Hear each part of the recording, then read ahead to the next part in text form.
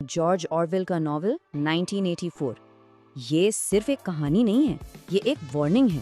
Big brother, thought crime, یہ الفاظ تو اب ہماری عام بول چال کا حصہ بن چکے ہیں نا، لیکن سوال یہ ہے کہ یہ آئیڈیاز، یہ تصورات آخر آئے کہاں سے؟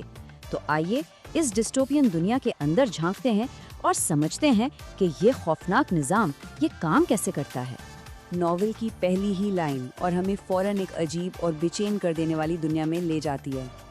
گھڑیاں 13 بجا رہی ہیں۔ یہ اس بات کا صاف اشارہ ہے کہ یہاں کچھ بھی ویسا نہیں ہے جیسا اسے ہونا چاہیے۔ یہ ایک ایسی دنیا ہے جہاں معمول کی ہر چیز کو بالکل توڑ مروڑ دیا گیا ہے۔ تو اس تجزیے میں ہم اس مشہور کتاب کے بنیادی نظریات کی گہرائی میں جائیں گے۔ ہم یہ جاننے کی کوشش کریں گے کہ یہ اپنی خوفناک دنیا کی بنیاد کیسے رکھتی ہے اور اس کے کرداروں اور ہمارے لیے اس کے کیا معنی ہیں۔ چلیں، سب سے پہلے اوشیانا کی زندگی کے سب سے اہم پہلو پر نظر ڈالتے ہیں۔ ایک ایسی جگہ جہاں پرائیویسی یا نجی زندگی کا کوئی تصور ہی باقی نہیں رہا۔ ذرا سوچیں، ایک ایسی دنیا جہاں ہر لمحہ نگرانی کے سائے میں گزر رہا ہو، جہاں آپ کی عادتیں ایک طرح سے مجبوری بن جائیں، اس خوف میں کہ ہر سرگوشی سنی جا رہی ہے اور اندھیرے کے سوا آپ کی ہر حرکت پر نظر ہے۔ یہی جو نفسیاتی دباؤ ہے نا، یہی کنٹرول کا پہلا اور سب سے بڑا ہتھیار ہے۔ اور یہ مسلسل نگرانی ہوتی کیسے ہے؟ ٹیلی اسکرین کے ذریعے۔ یہ صرف پارٹی کا پروپیگنڈا نہیں دکھاتی، بلکہ یہ ایک ٹو وے ڈیوائس ہے جو آپ کو دیکھتی بھی ہے اور سنتی بھی ہے۔ یہ ہر گھر، ہر کمرے میں ہے اور اسے کبھی بند نہیں کیا جا سکتا۔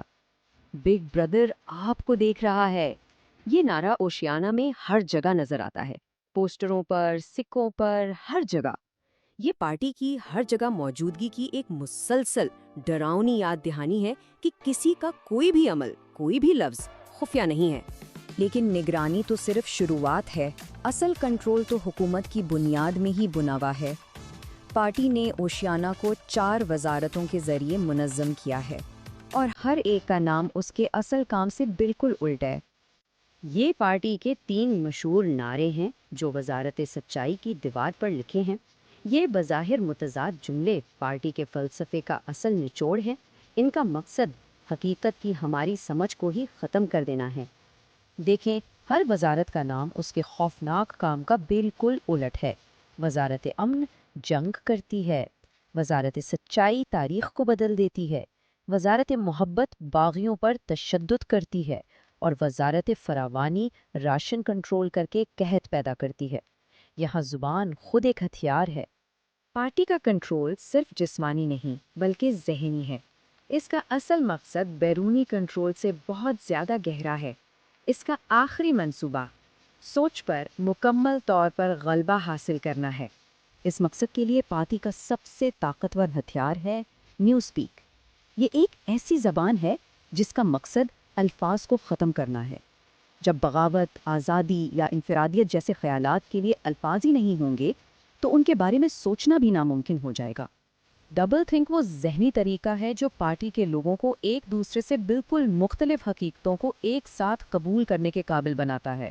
یعنی یہ جاننا کہ پارٹی تاریخ بدل رہی ہے اور ساتھ ہی یہ یقین بھی رکھنا کہ پارٹی جو کہہ رہی ہے وہی ہمیشہ سے سچ تھا۔ یہی وہ چیز ہے جو پارٹی کے جھوٹ کو قائم رکھتی ہے۔ لیکن اس سب کے پیچھے آخر مقصد کیا ہے؟ کیا یہ دولت ہے؟ خوشی ہے؟ نہیں، پارٹی کا حتمی مقصد ان سب سے کہیں زیادہ خوفناک ہے۔ پارٹی کا مقصد کوئی روایتی فائدہ حاصل کرنا نہیں ہے۔ ان کے لیے طاقت خود ہی منزل ہے۔ وہ صرف اور صرف خالص طاقت کے حصول اور اس کے استعمال میں دلچسپی رکھتے ہیں۔ یہ کنٹرول کا سب سے خالص اور سب سے وحشیانہ روپ ہے۔ یہ ناول کی سب سے لرزہ خیز، سب سے خوفناک تصویر ہے۔ یہ انسانیت کے لیے پارٹی کے ظالمانہ اور کبھی نہ ختم ہونے والے ویژن کو صرف ایک جملے میں بیان کرتی ہے۔ یہاں کوئی ترقی نہیں، کوئی امید نہیں، صرف جبر کا ایک نہ ختم ہونے والا سلسلہ ہے۔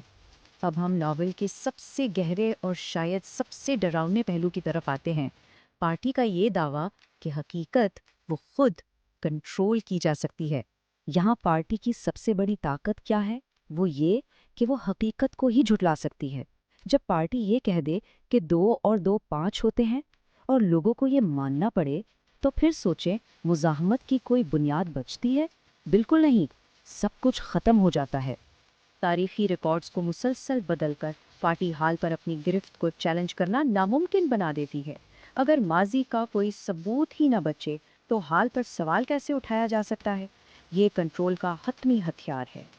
اور یہی وہ سوال ہے جو 1984 ہمارے لیے چھوڑ جاتا ہے۔ اگر ہماری یادداشت قابل اعتبار نہ رہے اور باہر کے ثبوت مٹائے جا سکتے ہوں تو پھر سچائی کی بنیاد کیا رہ جاتی ہے؟ یہ سوال آج بھی اتنا ہی اہم ہے جتنا یہ آرویل کے زمانے میں تھا۔